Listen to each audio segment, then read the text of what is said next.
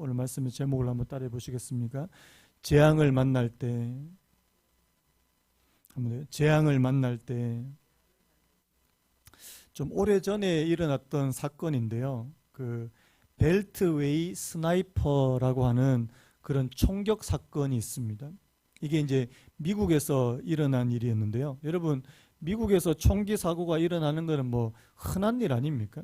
그런데 이 사건은 좀 독특한 점이 있는데요. 2003년도입니다. 지금부터 뭐 17년 전의 일인데요. 미국 워싱턴 DC 그 인근에서 40대 이 흑인 아버지와 이 10대 의붓 아들이 총을 가지고 이제 사람들을 이제 쏘아 죽였는데 어떻게 했냐니까 그냥 난사를 한 게 아니라 불특정 다수지만 한 사람 한 사람을 조준해서 사격해서 죽이는. 이게서 이제 그 당시에 있는 그 지역의 사람들이 이제 극도의 공포에 이제 사로잡히게 되었는데, 왜냐하니까 언제 숨어서 자기를 향해서 지금 쏘고 있는지 그걸 모르는 거예요. 이 사건에 대해서 이 뉴욕 타임즈 매거진이라고 하는 이 잡지에서 이런 글을 좀 실었는데 한번 들어보시기 바랍니다. 살인 사건이 벌어질 때마다 모두들 자신은 이 사건과 동떨어진 안전한 곳에 있다고 자위한다. 나와는 상관없는 일이야. 난 그런 동네에 살지 않거든. 거기에 가본 적도 없고 희생자와는 전혀 모르는 사이지. 그렇다면 이유와 장소, 대상을 가리지 않는 살인은 어찌할 것인가? 우리는 무슨 수로 마음의 평안을 얻을 것인가? 죽음을 늦추려던 발버둥은 이미 전 세계적으로 사람들의 높은 관심사가 되었다. 운동, 콜레스테롤, 검사, 유방조형검사, 그 밖에 무슨 수를 썼어든 사람들은 영생에 도전하고 싶어 한다. 영생의 조건이 무엇인지 파악해서 어떻게든 거기에 맞추려고 한다.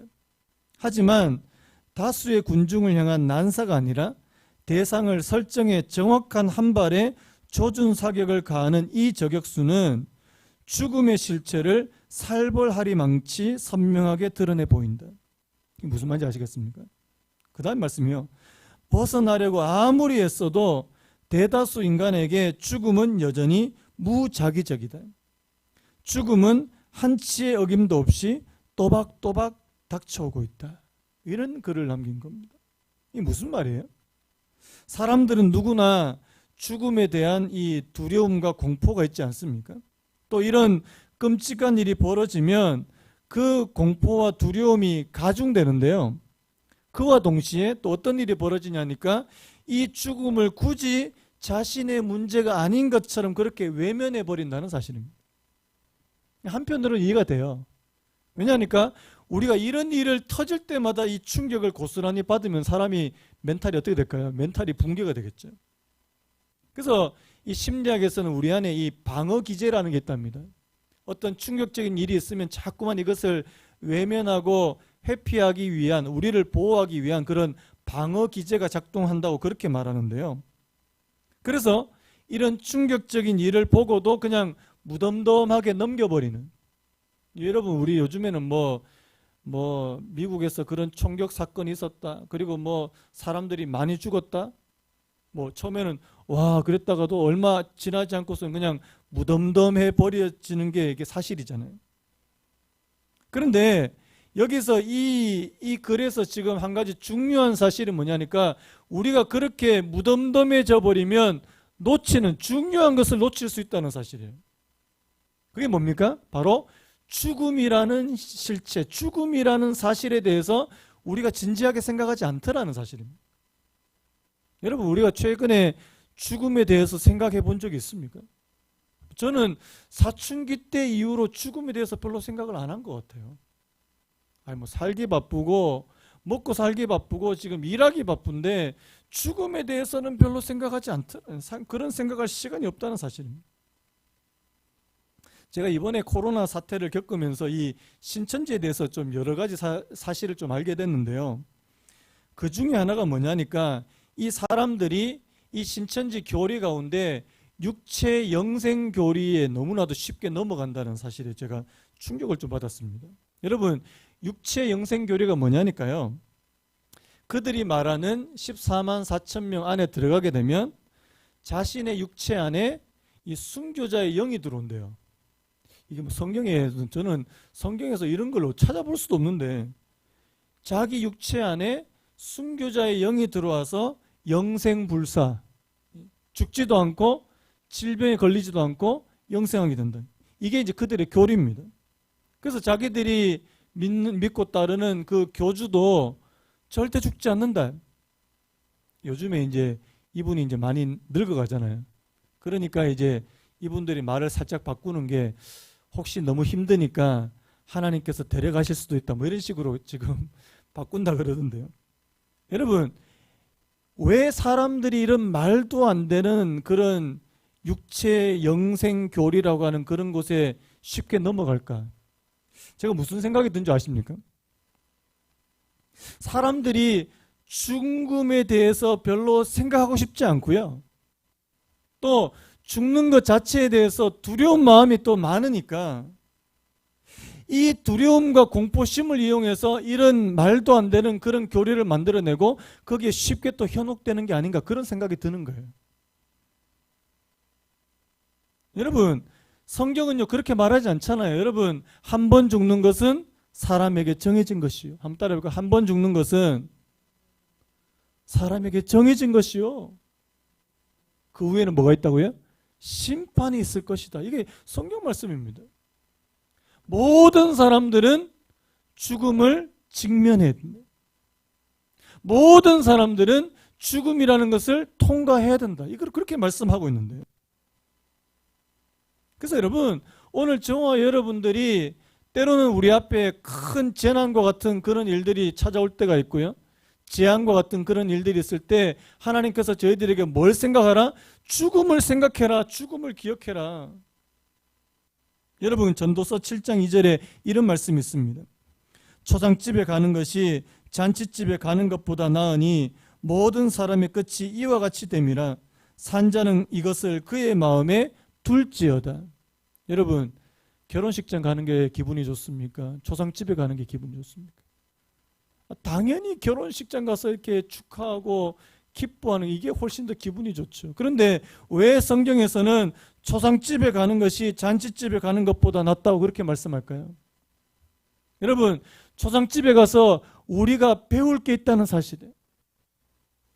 지혜로운 사람은 어떤 사람이냐? 자신의 인생의 마지막이 있다는 사실을 항상 염두에 두고 그렇게 살아가는 사람이 바로 지혜로운 사람이라고 그렇게 말씀하는 거 아닙니까? 여러분, 오늘이 만약에 저와 여러분들의 인생의 마지막 날이라면 여러분 뭐 하시겠습니까? 사과나무를 심겠습니까? 오늘 저와 여러분들이 오늘이 내 인생의 마지막 날이다. 여러분, 아마 거추장한 거는 다 없을 거예요. 여러분, 오늘이 만약에 우리 인생의 마지막 날이라면 쓸데없는 거 다 없을 거예요. 진짜 나한테 필요한 것, 진짜 나한테 중요한 것이 무엇인지 그것을 찾게 될 겁니다. 본질적인 거예요. 여러분, 그 임종을 앞둔 분들이 이런 후회를 많이 한다 그러잖아요. 왜 내가 더 사랑하지 못했을까? 왜 내가 더 용서하지 못했을까? 이런 후회는 많이 하는데, 왜 내가 돈을 더 많이 못 벌었을까? 이런 후회를 하는 분들은 거의 찾아볼 수 없답니다. 왜 내가 더 성공하지 못했을까? 이런 후회를 하는 분들은 거의 찾아보지 못한대요. 뭘 말하는 거예요? 우리가 진짜 죽음 앞에 서면, 죽음이라는 그 실체 앞에 서면 정말 중요한 것만 남게 되더라는 사실이에요. 그래서 이것을 우리가 생각하는 사람이냐라는 거죠. 근데 우리는 살면서 이런 거 별로 안 생각하고 싶다는 사실이에요. 여러분, 우리가 살아가면서도 여러 가지 힘든 일, 재앙과 같은 그런 일들을 만나게 됩니다. 질병, 파산, 또 개인적으로 힘든 일을 겪기도 하지만 요즘처럼 국가적으로도 힘든 일을 그렇게 당할 때가 있지 않습니까? 이럴 때 우리가 쉽게 취하는 태도가 뭐예요? 불안하니까 좀 빨리 그냥 지나갔으면 좋겠다. 빨리 빨리 지나갔으면 좋겠다. 아니, 물론 마음이 힘드니까 그럴 수 있습니다. 여러분, 하나님께서 저와 여러분들에게 평강 주시기를 원합니다. 그런데요, 거기에만 그렇게 머물러 있으면 안 된다는 사실이에요. 우리가 질문해야 된다고 저는 생각합니다. 여러분, 이런 어려움이 찾아올 때 우리는 잠깐 일을 멈추고 질문해야 된다고 생각해요. 우리가 보통 하는 질문 두 가지가 있습니다. 왜 이런 일이 일어나는가? 두 번째, 우리가 어떻게 해야 되는가? 우리가 보통 첫 번째 질문을 많이 하잖아요. 왜 이런 일이 일어나나? 그런데 여러분 보시면 아시겠지만 제가 오늘 이 첫 번째 질문보다 두 번째 질문에 더 초점을 맞추려고 하는데요. 여러분, 왜 이런 일이 일어나나 모를 때가 많습니다. 여러분, 오늘 우리가 읽은 이 요엘서는요, 이스라엘이 남북으로 갈라진 후에 이 남쪽 유다에서 일어난 이 엄청난 재앙, 이 메뚜기 재앙을 지금 배경으로 하고 있는데요. 여러분, 이 요엘이 이제 어느 시대 사람인지 정확하게는 모릅니다. 호세아하고 아모스 시대와 동일일 시대 인물이라고 말하는 학자들이 있는데 그것도 정확한 게 아니에요. 이 요엘이 언제 이런 일이 일어났고 또 메뚜기 재앙이 정확하게 어느 왕 때 일어났는지 잘 모릅니다. 그런데 여러분들이 요엘서를 자세히 읽어보면 한 가지 특징을 발견할 수 있어요. 그 특징이 뭐냐니까요. 오늘 이 메뚜기 재앙과 같은 이런 참담한 현실이 도래한 구체적인 원인, 그러니까 왜 재앙이 일어났는지, 하나님께서 왜 메뚜기 재앙을 허락하셨는지 그 이유에 대해서 잘 나와 있지 않다는 사실입니다. 여러분, 보통 다른 소선지서나 다른 예언서에 보면 하나님께서 너희들이 이런 잘못을 했다, 너희들이 이런 죄를 지었다, 너희들이 우상 숭배를 했다, 너희들이 간음을 했다, 이렇게 구체적으로 죄를 지적해 주시는데 오늘 이 요엘서의 특징은 뭐냐니까 그런 죄에 대한 지적이 없더라는 사실이에요. 죄에 대한 고발이 없습니다. 여러분, 굳이 원인을 찾아본다면 요엘서 2장 12절에 이런 말씀이 있습니다. 여호와의 말씀에 너희는 이제라도 금식하고 울며 애통하고 마음을 다하여 내게로 돌아오라 하셨나니. 이 지금 뭘 촉구하는 거예요? 회개를 촉구하는 거잖아요. 뭐 어떤 이유인지 잘 몰라요. 그런데 이스라엘 백성들, 유다 백성들이 하나님께로부터 멀어져 있다는 사실입니다. 그래서 하나님께서 그들을 돌이키게 하시기 위해서 이런 재앙을 허락하셨다, 이 정도예요. 구체적으로 어떤 죄에 대해서 이야기하고 있지 않더라는 사실입니다. 여러분, 여기서 한 가지 깨닫는 게 뭔지 아십니까? 우리가 무슨 큰 재앙을 만날 때요, 이 왜라고 하는 질문에 대해서 대답하지 못하는 경우가 너무나도 많더라는 사실. 여러분, 지금 우리가 코로나 때문에 불안하기도 하고 불편한 것이 한두 가지가 아닌데 여러분, 왜 이런 일이 벌어진 거예요? 중국 사람이 박쥐를 많이 잡아먹어서 그렇습니까? 아니면 신천지 때문입니까? 어떤 분 또 정부가 이게 제대로 못해가지고. 여러분, 근데 우리가 원인을 따질 때 어떻게 따지냐 하니까 주로 다른 사람한테 원인을 찾기가 너무나도 쉽다는 사실. 저 사람 때문에. 저 사람 때문에 병 퍼진 거 아니냐. 결국에는 남 탓만 하게 되거든요. 근데 사실은요, 하나님께서, 물론 저는 이런 모든 일이 하나님께서 주권적인 그런 계획과 섭리 안에 있다고 저는 믿습니다. 그런데요, 왜 이렇게 하셨는지 잘 몰라요. 어떤 분 이렇게 이야기하는 분도 있더라고요. 이번 이 기회로 신천지의 실체가 다 드러날 거다. 물론 그런 이유도 있겠지요. 그런데 그 이유 하나만으로 이렇게 전 세계적으로 코로나가 막 발병하고 이렇지는 않을 것 같습니다. 여러분, 우리는 이유를 잘 몰라요. 그 사실을 먼저 인정하셔야 된다는 사실입니다. 오히려 저는 이 질문을 더 먼저 해야 된다고 생각해요. 어떻게 할 거냐, 어떻게. 왜라는 질문도 물론 필요하지만 그럼 어떻게 할 거냐는 거죠.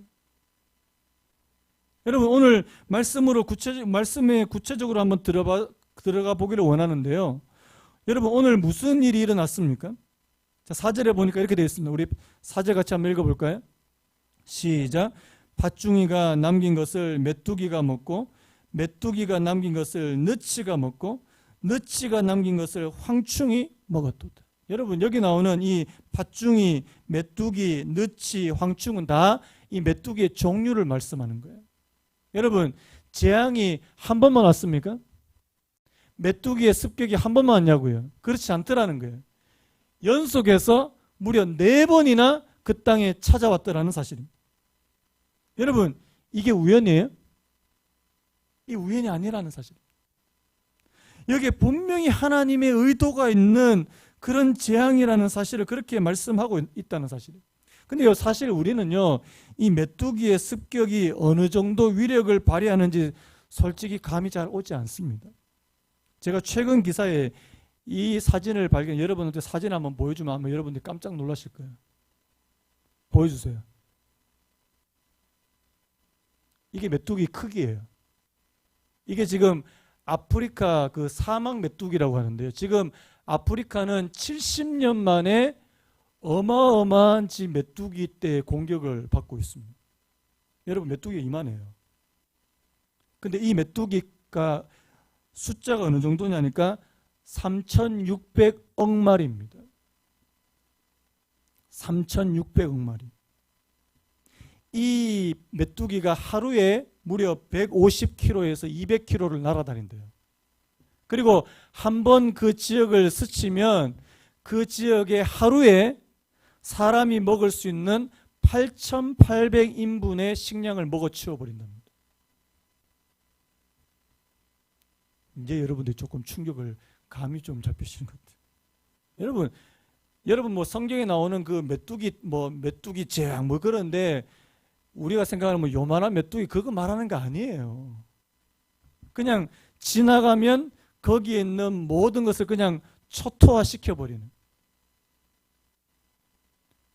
근데 지금 이 아프리카 이 사막 메뚜기가 지금 어디로 날아왔냐니까 인도로 날아왔거든요. 근데 이 인도에서 이제 중국으로 날아온다고 그렇게 얘기하더라고요. 저는 요즘에 진짜 주님 오실 날이 가까운 게 아닌가라는 생각이 막 드는 거죠.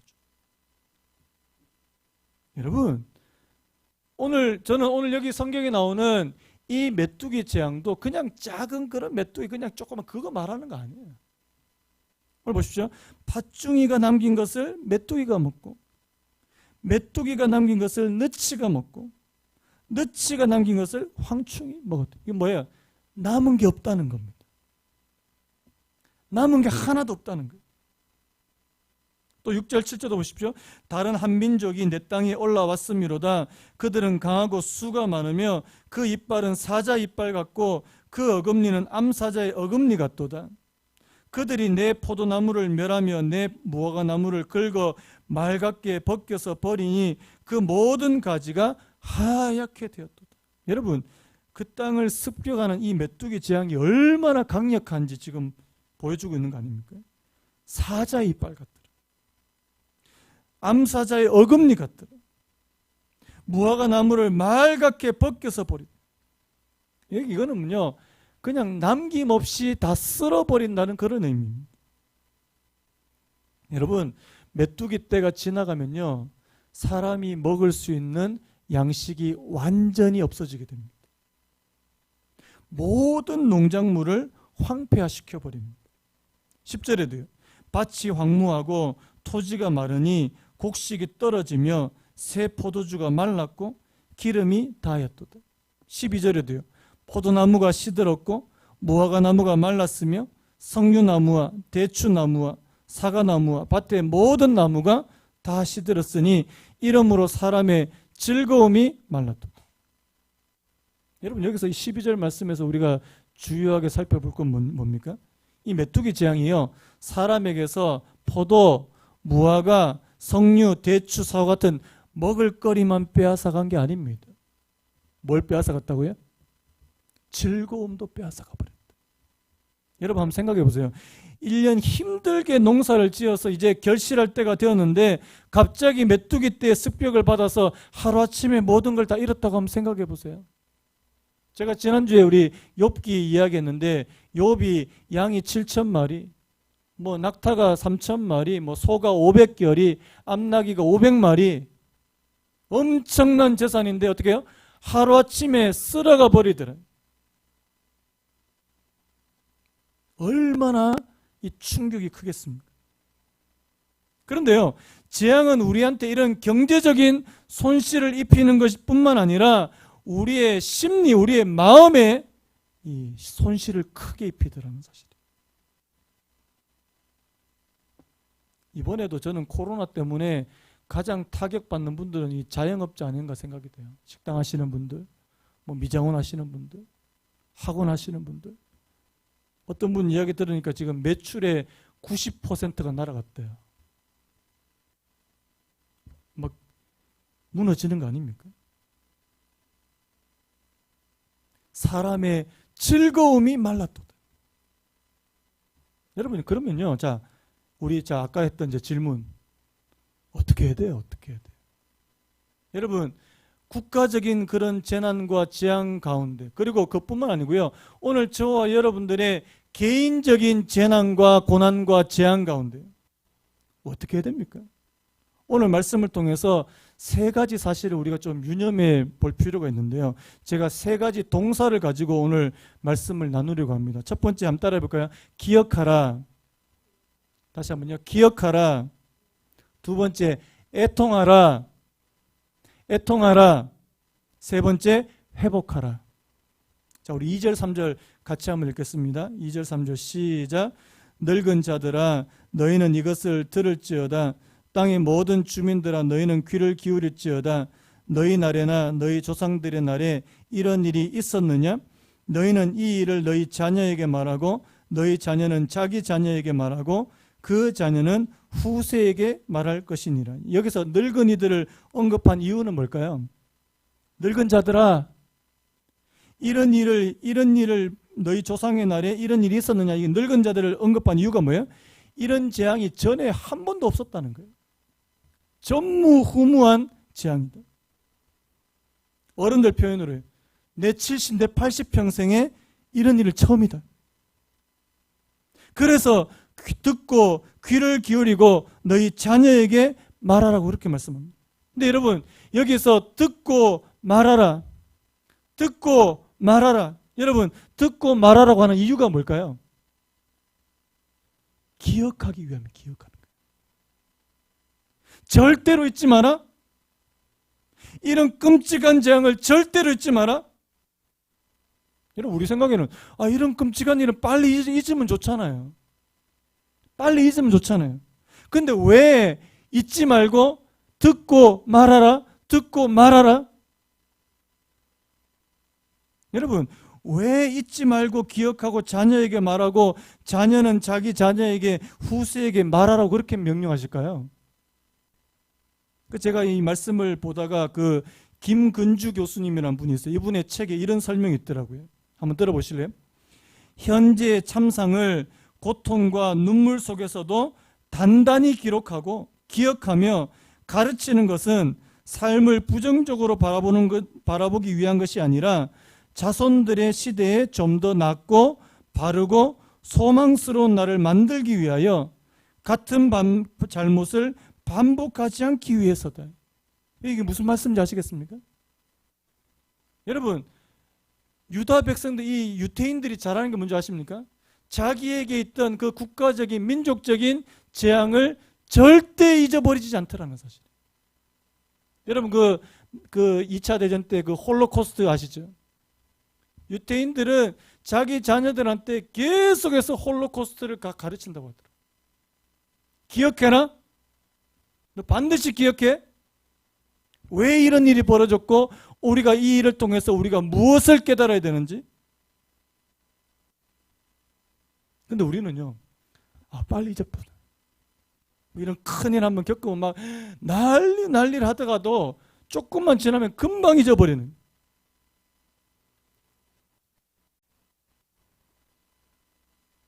또 한 가지 사실은요, 이 자녀들에게 기억하라 하신 그 이유는요, 바로 이 일이 바로 하나님께로부터 나왔기 때문입니다. 하나님의 백성들이 사는 땅에도 무엇이 올 수 있다고요? 재앙이 올 수 있다. 여러분, 이 이스라엘 백성들, 이 예루살렘 주변에 사는 이스라엘 백성들이 가지고 있는 치명적인 약점이 뭔지 아십니까? 우리한테는 예루살렘 성전이 있고 하나님의 성전이 있으니까 우리 절대로 망하지 않아. 그런 잘못된 신앙이 있더라는 사실이에요. 여러분, 하나님의 성전이 우리를 지켜줍니까? 아니라는 사실이에요. 여러분 잘 아시잖아요. 이스라엘 역사 가운데 나중에 망했습니까? 안 망했습니까? 망했다는 사실. 하나님은 성전이 있기 때문에 그의 백성들을 지키는 것이 아니고요. 하나님의 백성으로 그 땅에서 하나님께서 주시는 그 명령과 규례와 법도를 지켜 순종하며 행할 때 하나님께서 그들을 지켜주신 줄로 믿습니다. 근데 자기들은 하나님의 말씀과 전혀 상관없는 삶을 살면서도 하나님의 성전에 있으니까 난 망하지 않는다. 이거는 착각 중에 착각이에요. 그래서 여러분, 기억하라.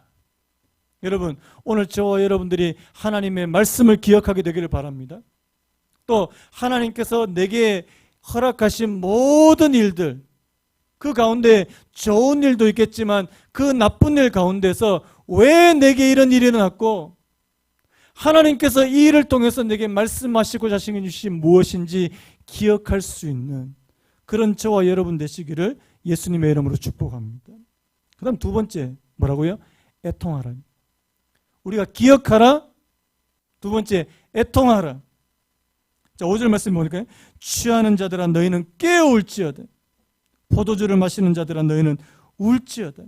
이는 단 포도주가 너희 입에서 끊어졌습니다. 여러분, 이제까지요 하나님께서 풍성하게 주셨습니다. 여러분, 포도주를 만들어 먹을 정도면 얼마나 풍성하게 주셨겠습니까? 그런데요, 이제 그 풍성한 것을 다 제하여 버리시다라는 사실. 재앙이 찾아오고 기근이 찾아왔습니다. 이제 더 이상 그들한테는 취할 포도주가 없습니다. 그래서 어떻게 됩니까? 깨어서 울어라. 11절 말씀에 돼요. 농부들아 너희는 부끄러워할지어다. 포도원을 가꾸는 자들아 곡할지어다. 여러분, 우리가 웃을 때가 있고요, 우리가 울 때가 있습니다.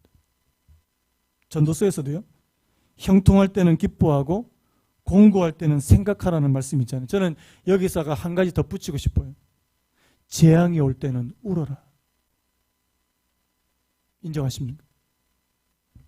오늘 저와 여러분들에게 어려운 일이 찾아올 때 하나님께서 오늘 저와 여러분들에게 있던 풍성한 것을 하나님께서 제하여 버리실 때는 우리는 마땅히 울어야 될 때라는 사실이에요. 요즘 문화 어떻습니까? 너 절대 눈물 보이지 마.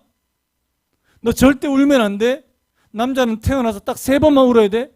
말도 안 되는 소리예요. 하나님께서 오늘 저와 여러분들에게 애통하라. 저는요, 오늘 우리나라의 이 상황을 보고도요, 오늘 우리 주변에서 일어나는 이런 일들을 보고요, 오늘 저와 여러분들에게 하나님께서 원하시는 거 애통하라고 그렇게 말씀하신 줄로 믿습니다. 여러분, 개인적으로도 힘든 일 있습니까? 우셔야 돼요. 제가 페이스북에 친구로 있는 행신침례교회 김관성 목사님이라는 분이 계십니다. 이분이 좀 유명한 분이거든요. 김관성 목사님이 이런 글을 남기셨는데 한번 들어보실래요? 눈물을 흘려야 통과할 수 있는 날들이 참 많다. 이분이 참 고생을 참 많이 하셨어요. 눈물을 흘려야 통과할 수 있는 날들이 참 많다. 누군가 나에게 목회는 눈물 없이 갈 수 없는 길이라 가르쳐 주셨는데 살면 살수록 그 말을 실감한다. 사람의 배신에, 내가 저지른 실수에 불가항력의 상황들이 밀어닥쳐서 눈물을 흘린다. 하지만 목회만 눈물 없이 갈 수 없는 길인가? 너에게도 나에게도 울어야 그 하루를 지날 수 있는 날이 오고 또 오지 않는가? 그러면서 이제 이 파울로 코엘료가 쓴 흐르는 강물처럼 이 한 문장을 인용하는데요. 언제나 강한 척할 필요는 없고 시종일관 모든 것이 잘 돌아가고 있음을 증명할 필요도 없다. 다른 이들이 뭐라고 하건 신경 쓰지 않으면 그뿐. 필요하면 울어라. 눈물샘이 다 마를 때까지. 저는 이게 너무 마음에 와닿아요. 다른 사람이 뭐라고 하든 상관하지 말고 내가 모든 게 잘 돌아간다는 거 증명할 필요도 없고요. 필요하면 우십시오. 눈물샘이 마를 때까지. 그런데요, 여기서 말하는 이 애통은요, 단순히 서러움과 신세 한탄으로 우는 그런 애통이 아니에요. 여러분, 오늘 이 성경에서 말씀하는 애통하라, 곡하라는 말씀 바로 우리를 회개로 인도하는 애통이라는 사실입니다. 요엘서 2장 12절 말씀을 다시 한번 제가 읽어드릴게요. 우리 한번 따라해 볼까요? 여호와의 말씀에 너희는 이제라도 금식하고 울며 애통하고 그 다음 말 마음을 다하여 내게로 돌아오라 하셨나니 뭐라고요? 울며 애통하고 그 다음에 마음을 다하여 내게로 돌아오라. 그냥 내 지금 처지가 딱하고 막 서러워서 우는 그런 울음, 물론 그런 울음도 있겠지만 그것보다 더 한 차원 더 높은 울음. 내가 하나님 앞으로 돌아가기 위한, 내가 이제까지 하나님과 멀어져 있었는데 하나님께로 돌아가기 위한 그 회개의 눈물이에요. 돈이 없어서 사업이 망해서 서러워서 자존심 상해서 우는 그런 눈물이 아니라 하나님께로 돌아가지 못한 그 눈물이에요. 시편 42편 3절에 사람들이 종일 내게 하는 말이 내 하나님이 어디 있느냐 하오니 내 눈물이 주야로 내 음식이 되었나니. 여러분, 하나님 앞에서 이런 뜨거운 회개의 눈물 한번 흘려보지 않고서 여러분 신앙을 논할 수 있습니까? 애통하라, 기억하라, 애통하라. 마지막으로 오늘 회복하라. 여러분 8절에 보면요, 특이한 표현이 나옵니다. 자, 너희는 처녀가 어렸을 때에 약혼한 남자로 말미암아 굵은 배로 동이고 애곡함 같이 하지. 여기도 애곡하라는 말이 나오는데요. 근데 앞에 뭐라고 달려 있습니까? 처녀가 어렸을 때에 약혼한 남자로 말미암아 굵은 배로 동이고 애곡함 같이 하라. 이게 무슨 말이에요? 여러분, 여기서 말한 이 처녀는 뭐냐니까 약혼한 여자를 말하고 있습니다. 여러분, 유대 풍습에 보면 결혼을 바로 하지 않습니다. 약혼하고 결혼 때까지 1년 정도의 시간을 둬요. 그래서 남자는 이 결혼 지참금을 준비하고 여자는 자기 몸을 단장하고 또 결혼 준비를 하기 위해서 1년의 시간을 둡니다. 그런데 그 약혼 기간에 남편 대 신랑된 남자가 죽었다는 사실이에요.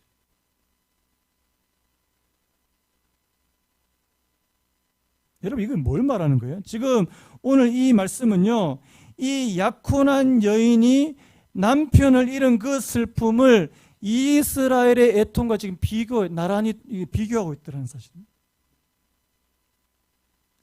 이게 단순히 밭에 수확이 없어서 슬픈 게 아니고 당장 먹을 것이 없어서 괴로운 게 아니고요. 여러분, 이스라엘에게 있어서 하나님이 바로 신랑 되시는 분이신 줄로 믿습니다. 신랑 되신 하나님이 없어서 지금 괴로운 거예요. 메뚜기 떼의 습격으로 온 땅이 황폐된 것은 단순한 자연재해가 아니라 죽은 신랑으로 인해서 애통하는 여인처럼 하나님과 이스라엘과의 관계가 단절됐기 때문이라는 사실입니다. 지금 그들에게 뭐가 필요한 거예요? 지금 당장 먹을 것보다 더 필요한 게 뭐예요?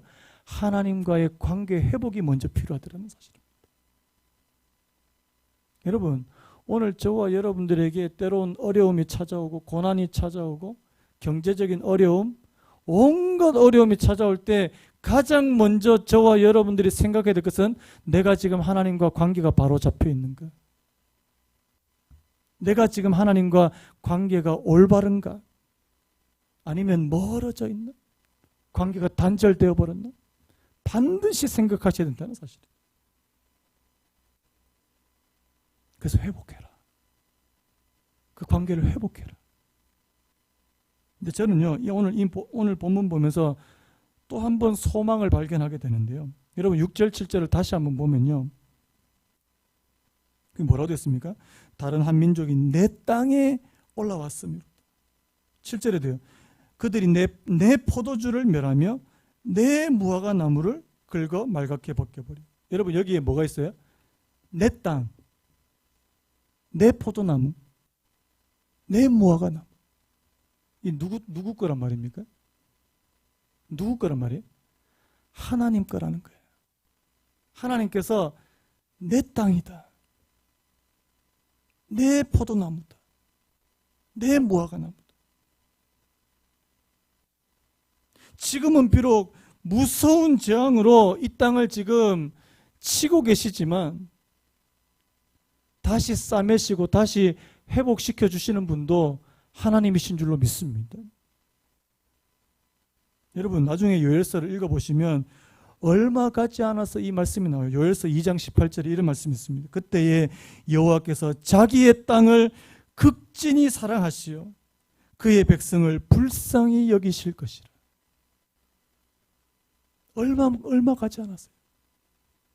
그때 여호와께서 자기의 땅을 극진히 사랑하시어 그의 백성을 불쌍하게 여기실 것이다. 여러분 요즘에 코로나 때문에 힘드십니까?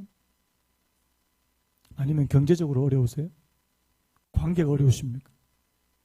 사는 것 자체가 힘드십니까? 불안하고 근심이 많습니까?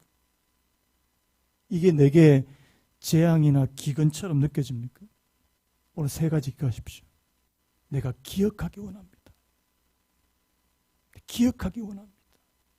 그래서 내 자손에게 반드시 이 이야기를 들려줄 겁니다. 두 번째, 애통하기 원합니다. 나 눈물 흘리기를 원합니다. 그리고 하나님과의 관계를 회복하기를 원합니다.